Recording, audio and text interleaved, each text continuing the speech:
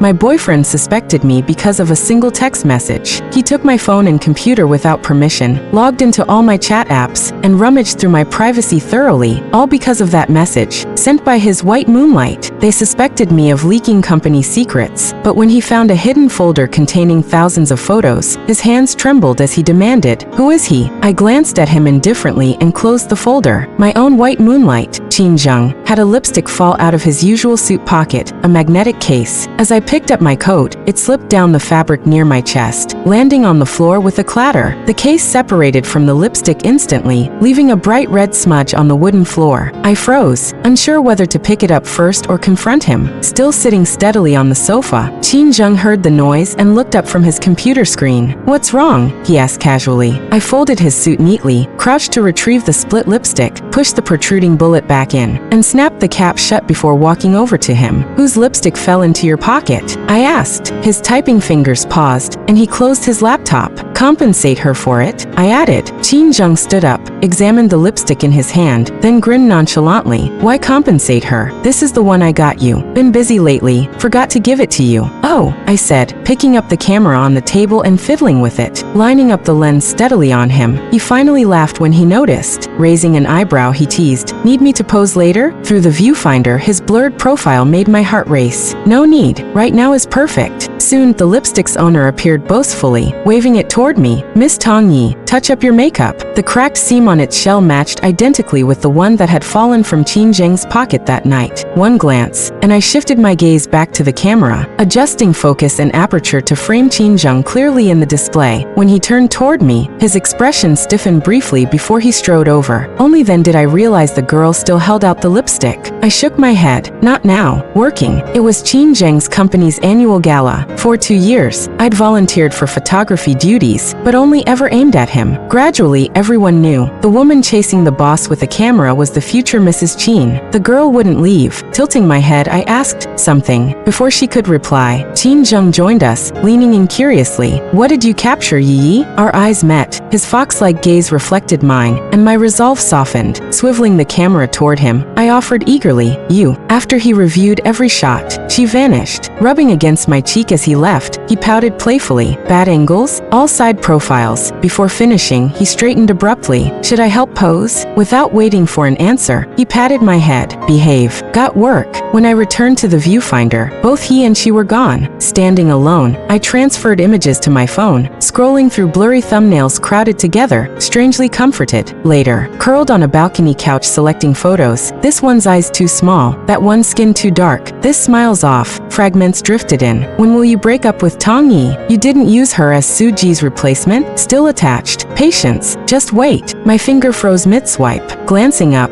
I saw Qin Zheng and his brother silhouetted against the balcony light. His cigarette glowed intermittently. Catching my stare, he stubbed it out hastily. The acrid scent reached me as he approached. "Tired," I explained flatly. "Going home." He stopped at a careful distance. "Lock up safe." Instead, I hailed a cab to a convenience store across town. The driver whistled at the fare, staring out as landmarks grew familiar, each revelation peeling back self-deception. I bought an ice cream, finished it shivering on the steps, then returned. The shopkeeper's offhand comment haunted me. "Long time since gradation. Your boyfriend didn't come with you?" Home lights were unusually on. Qin Zheng enveloped me in warmth as soon as I entered. "Where'd you go?" His arms tightened until I answered truthfully. "Convenience store." Relief flooded his voice. "Took ages though. Wanting a walk?" He pulled me to the couch. "Next time I'll join." Too dark alone. Leaning closer, he tested cautiously. "Come meet my childhood friends tomorrow? They're back." Never part of his circle, I instinctively refused. Hate crowds. Distracted by photo reviews on my phone, he plucked it away, forehead pressed to mine. "I'm right here. Why stare at screens?" Blurry proximity felt surreal. Snuggling closer, his mood lifted, convinced I'd heard nothing at the gala. Next morning, his departure roused me drowsily. "Have breakfast," he murmured, kissing me awake, groggily protesting his tardiness. He chuckled against my lips. "Leching wait." Burrowing deeper, I mumbled half asleep. Chen Buocheng, you'll flunk. By afternoon, fever consumed me. Hallucinations mixed Chen Buocheng's voice with offers to photograph together. Shakily swallowing pills, I searched online for the lipstick's price, yen 380, scribbling it meticulously into a notebook before collapsing again. Waking sweat-soaked with a damp cloth on my forehead, I dragged myself to the study where lights blazed. There sat Qin Zheng at my desk. Notebook password, he asked sheepishly upon seeing me. Company security issue routine check. My temper flared. Always easygoing till now. I slammed the lid shut. Never been to your office. Check surveillance instead. He dropped his act. Yee, what secrets between us? Delirious or just furious? Words tumbled out, like how you replaced me with Suji's double? Regretting instantly, I snatched back my laptop and stormed off. Next morning, both laptop and phone were gone. Frantic, I threw cash at a taxi and rushed to Qin Zheng's office. Early employees stared as I barged in, my devices laid bare on his desk. The door swung open behind them. Louder than Qin Zheng's voice came hers. Joked about confiscating Tong Ye's things. Didn't expect you to actually, he cut in first, shrugging off his jacket toward me. Cold out here. Why pajamas? I yanked my hand away, gathering my things. She blocked the exit, suddenly bold. Better check thoroughly. Miss Tong. Just once. Guards appeared behind her, unyielding. Lowering my belongings, I met her gaze coldly. Accusing me? One gala visit. Check your cameras. Undeterred, she smiled thinly. Every client photo? Why not? Qin Zheng stood aside, silently watching us both. Finally, he gestured toward me. Password. My stomach dropped as he bent to try combinations, his focused profile transporting me back to university days, when Chen Buocheng had laughed at my forgotten password attempts. Set something memorable, he chided then. Now, watching Qin Zheng methodically crack my life's vault, that old computer felt worlds away. On the screen, the words password incorrect flashed again and again. Qin Zheng turned his head, barely suppressing his anger, and looked at me. His voice was urgent, furious. Yay, the password. His voice shattered the hazy illusion in an instant. I came back to myself. The vague, nameless resentment vanished. I met his face with my usual composure and asked quietly, why me? At least give me a reason. Realizing he'd lost control, Qin Zheng grabbed my hand to make amends. Yay, Suji said she saw you go upstairs during the annual party. Suji chimed in at once. Sis left early that day. I only caught a glimpse of someone on the stairs. Didn't think much of it until last night, when it suddenly clicked. That's why I texted Brother Qin. Because of one text, he suspected me. Didn't even ask. Just wanted to rifle through my laptop. He took every piece of my equipment without permission. All my client photos, every conversation, every collaboration, about to be laid bare. Yet looking at him, watching him explain with that cautious, guilty air, the anger in my chest simply drained away. The text came from Suji, Qin Zheng's white moonlight. Why be angry? Standing by his white moonlight was only natural, just like me, who would trust Chen Buocheng without a second thought. I remembered the first time I saw Qin Zheng. It was at a celebration dinner. I'd locked myself in my room for weeks, until a classmate dragged me out to take photos for the event. I raised the camera, and there he was, his face filling the frame. Someone nudged my shoulder, laughing. Who's got you staring like an idiot? I lifted my hand and pointed straight at Qin Zheng, and the second I lowered the camera, Qin Zheng froze, eyes fixed on me. I smiled. I knew that look. After that night, we were together in a flash. A woman whose heart belonged to another man, and a man whose heart belonged to another woman. I was cheap, so was he. Neither of us owed the other a thing. The password is 0617. Qin Zheng thought he'd calm me down and smiled. Right, just a quick look. He reached for the laptop. I snapped it shut. If we're going to look, let's put it on the big screen. Don't say later that you were covering for me. Let everyone see. He sensed the shift in my tone and tried to speak, but I cut him off. I'll inform my clients. Anyone who can't accept their raw photos being viewed by others will be compensated by your company. I pressed the laptop closed and glanced at Suji, who was enjoying the spectacle. Will that satisfy you, Miss Su? She gave a saccharine smile. You'll have to ask Brother Qin. I don't mind. I turned to Qin Zheng. No objections, right? It's the fastest way to clear my name. He studied me for a long moment. Something about me had changed. I no longer seemed to care that my boyfriend suspected me of leaking secrets. All I wanted was to prove my innocence. Finally, he lifted his hand from the laptop.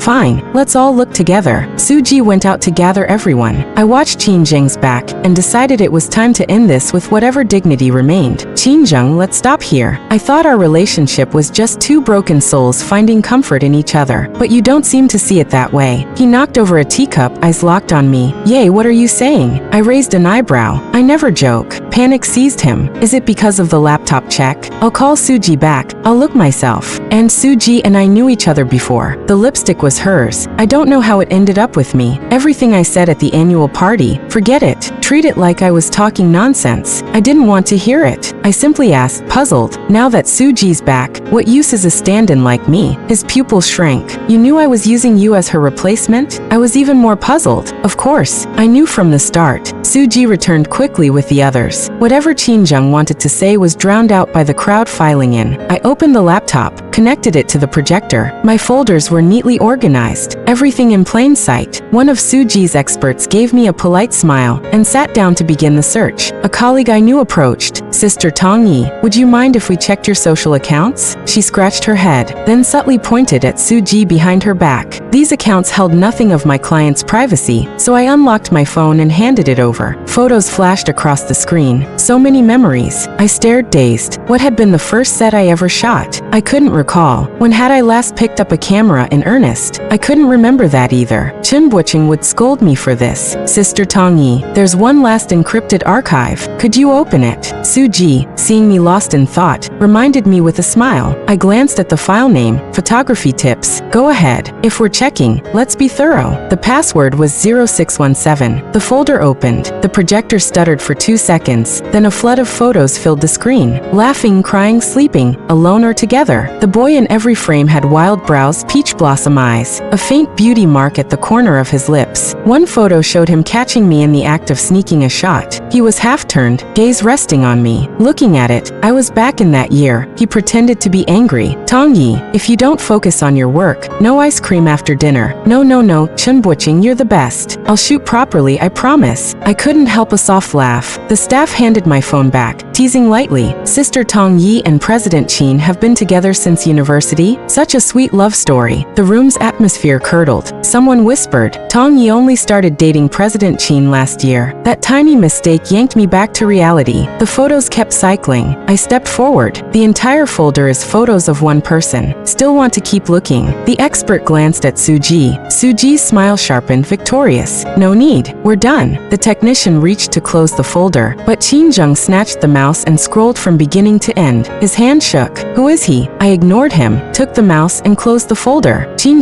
swallowed, fighting to stay calm. Who is he? I shut the laptop and gave him a cool look. My white moonlight. The entire room full of people tactfully exited, leaving just the three of us inside. Qin seemed utterly disbelieving as he pulled out his phone and scrolled through it frantically. He held the screen up to my face. It was a series of photos I'd taken of him. Tong Yi, you used me as a stand-in, he accused. I pushed his phone away, replying calmly, yes. So what? Qin, evidently unaccustomed to such defiance, repeated the words through gritted teeth, his voice cracking with fury. Ignoring his unraveling emotions, I methodically packed up the equipment on the table, nodded to Suji and said, the inspection's done. I'll leave first. Concerned by his state, I added to Sue, take care of him. Back at the apartment, I began packing. My belongings were sparse, mostly photography gear. Everything fit into 2 suitcases. On the living room table, I left a ledger beside a bank card. Over 2 years with Qin he'd showered me with gifts. At first, suspecting I was after his money, he'd flooded my accounts with transfers, compensation for canceled dates, payments for meals abandoned last minute. Later, realizing my indifference to wealth, he'd learned to anticipate my needs, clothes filling 2 closets. Initially mimicking Suji's style before adapting to my tastes, I'd logged every item's price tag, 87,304 yuan, the exact sum of our transaction. I returned it all, then hugged my suitcases and walked away from the sanctuary where I'd hidden for 2 years. Outside, I stood lost at a crimson lantern-lit crossroads, pacing back and forth without direction. My phone vibrated relentlessly. Crouching there, tears blurring my vision, I read messages pouring in. Sister Yi, no problem. Let them stare. Your photos are the best I've ever seen. Sis, still doing photo shoots? I'll model for you. How's your assistant? You know he secretly took so many behind-the-scenes shots. These were clients praising Chinbuching's quiet devotion, how he'd captured candid candid moments of me working, how he'd stashed away surprises through the years. One message broke my heart. He hoped these accidental finds would make you smile later, but who knew you'd stop sending New Year's wishes? This gift's been overdue for 4 years. Flashbacks hit hard. Junior year, Chen Buching, usually silent, had volunteered for client communication and editing. His odd behavior now made sense. He'd been plotting gestures across time. Gifts buried in the past, waiting in the future. I'd been a coward, retreating into a fantasy with Qin Zheng, because facing reality meant accepting Chen Buching's death. No more hiding. I missed him desperately, needed to see his grave. The last train home left at dawn. Shivering at the deserted station, I hailed a cab, calling Mother, "Pick me up tomorrow morning." Her pause felt heavy before she agreed. 3 years since Chen's passing, no visits home, only strained video calls. Parents never pushed. At the station, snow fell thick. Homecoming chaos greeted me. Mother bundled me into the car, chattering about preparations. "Your room's exactly the same," she insisted, nudging me toward identical wallpaper in a windowless replica of my old room. Exhausted, I slept through the drive.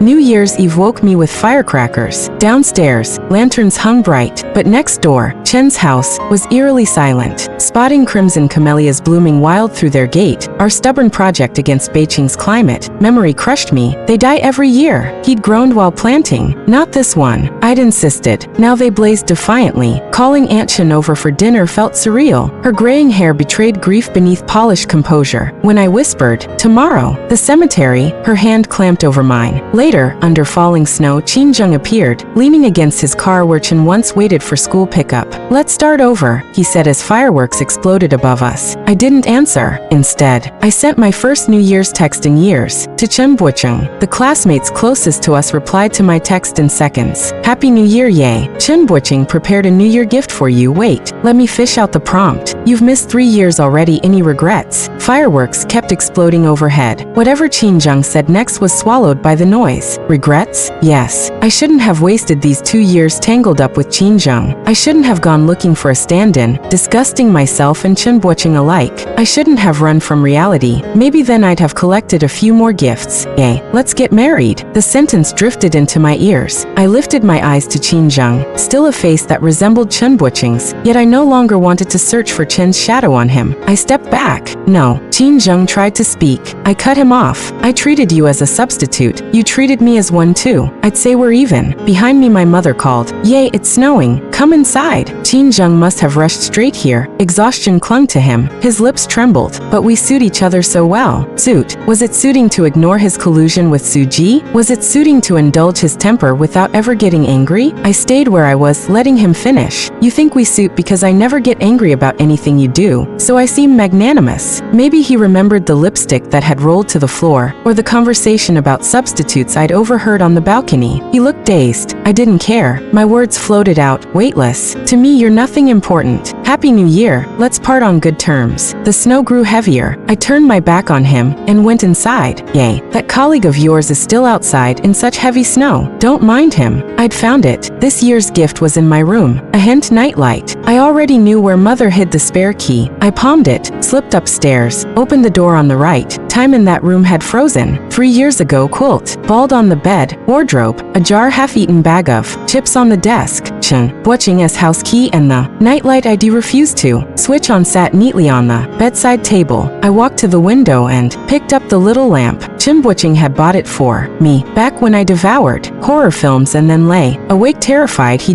bought us matching nightlights. I thought them childish and refused to use mine, so he kept his on instead. "Princess, I'll leave mine on, fair enough?" I felt under the base. A memory card was taped there. Video. I pressed play. The screen lit up with a boy half the size of the man in my memory, 12 or 13, in a thin blue and white school uniform. He rubbed his nose, cheeks pink, ears scarlet in the wind. Let me think. What to record? New Year wishes. "I'll wake you up in a minute, so I'll keep it short. Happy New Year, Ye." His gaze slid off camera. A shard of sunlight landed on his face. Soft but steady, he added, "This year, I'm sure I like you. I don't know how long I can stay with you, but Ye, you're not allowed to forget me. You have to remember me forever." Before he could say more, my voice cut in, summer soda fizzing through the window, across 13 years, landing crystal clear. Chinbuching, what are you muttering? How could I forget you? Come on, we'll be late for school. End of clip. 32 seconds, and every word pinned me to the wall. Why the 13-year-old Chinbuching? How many videos had he recorded? When had he started liking me? And why?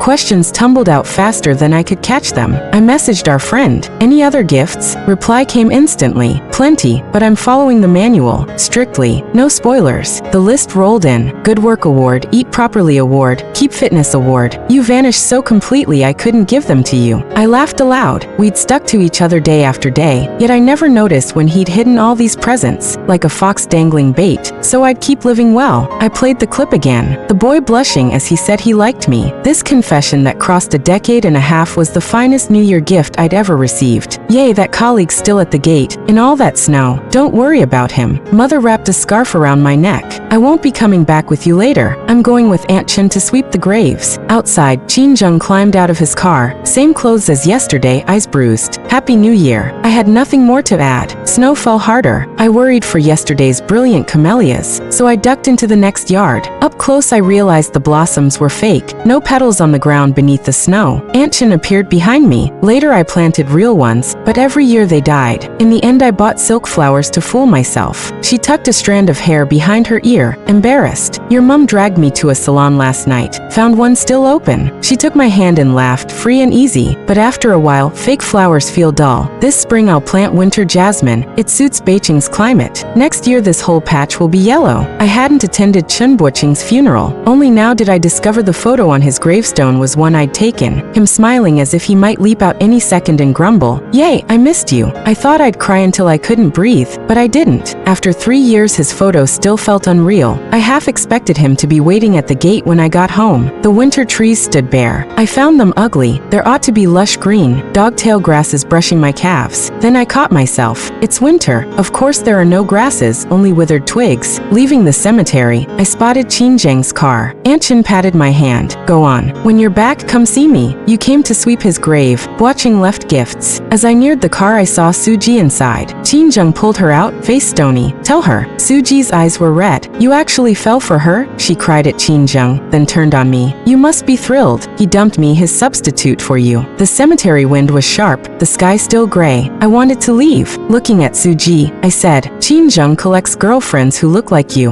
Outsiders call that devotion. I call it an excuse for being fickle. I'd rarely spoken harshly, but back when Chen Buching and I worked together, unruly clients taught me to argue while smiling. I delivered the last line evenly. Are you dead? That Chin Zheng needs to scour the world for stand-ins. Yay, do I look good in the photo? The first ID picture you took, you scolded me for looking dumb. Wah, you're not allowed to forget me, even if I'm gone the rest of your life. You can't forget. This clip had been filmed during one of Chen Buching's hospital stays. White bed, the illustration I'd taped to the headboard. Only half his face showed, lips faintly blue, yet he still joked for the camera. Chen Buching, I'm staying the night. The frame tilted, the phone dropped into the quilt, only voices left. Chen Buching protested, I don't want that, go home yay. Back then pain often woke him, heart clutched, lips purple, forehead drenched. In half a month he'd wasted away. He'd always believed I confessed because of his looks, so he clung to appearances, never let me see him like that. He sent me home again and again. I believed him and obeyed. If I could do it over, I'd tell him firmly, I loved him for more than his face. The screen stayed black, then my voice burst out. Oh Chen Buching, I'd still like you even if you weren't handsome. I'll head home then. The phone lifted, half his face reappeared. Yay, you're the best girl in the world. End of clip. No need for a do-over. Back then I'd already told him I loved him, without condition. Every confession I gave reached his ears. His first confession, traveling 13 years, finally reached mine. Everything was complete, except I was still heartsore. I closed the video and flopped onto the bed, dazed. I suddenly remembered, the dogtail grasses brushing my calves had been on June 10th. Not any grave sweeping day, but the day Chen Buching was buried. The room was dim. Without thinking I blurted, Chen Buching, turn on the nightlight, it's so dark. No answer. I buried my face in the pillow and sobbed until I couldn't breathe, finally, fully accepting that Chen Buching was gone.